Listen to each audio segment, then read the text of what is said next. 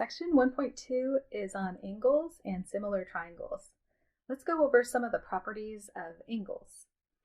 In the first box there, it says vertical angles have blank measures. Let me show you what vertical angles are first of all. If we have two lines that intersect,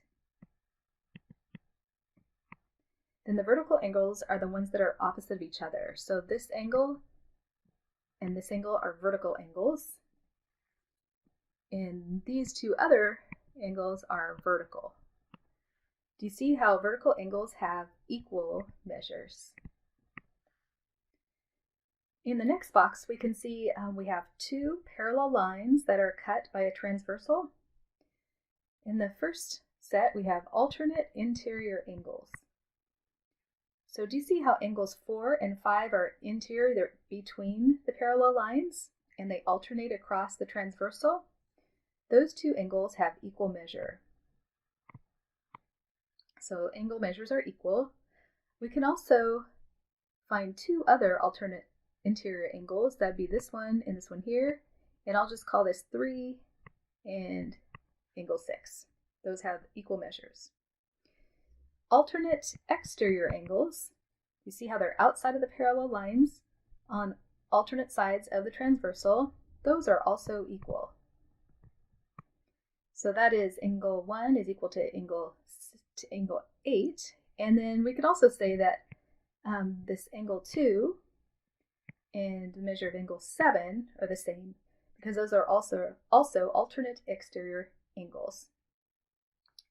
Interior angles on the same side of the transversal are like angles 4 and 6. You can see they're not the same. However, they add up to 180 degrees.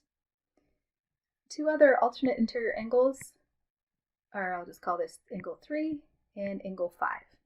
They add up to 180 degrees. Corresponding angles are like angles 2 and 6. They have equal measure. And there are lots of corresponding angles here. We can see that angle 1 corresponds to angle 5.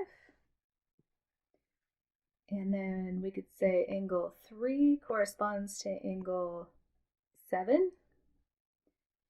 And then angle 4 corresponds to angle 8. So corresponding angle measures are equal.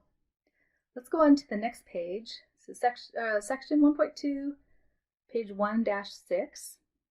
There's a box in the middle. The angle sum of a triangle. The sum of the measures of the angles of any triangle is 180 degrees.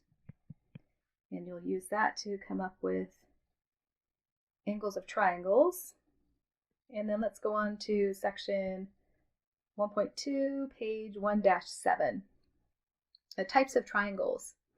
If you have a triangle where all the angles are acute, that means all the angles are between 0 and 90 degrees, then it's called an acute triangle. If there's one right angle, then it's called a right triangle.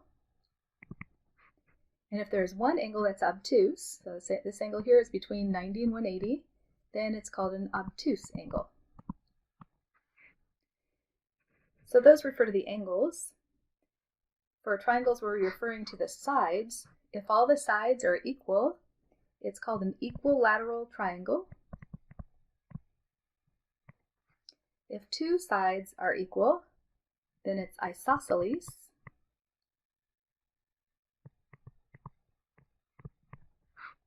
And if no sides are equal, scaling triangle.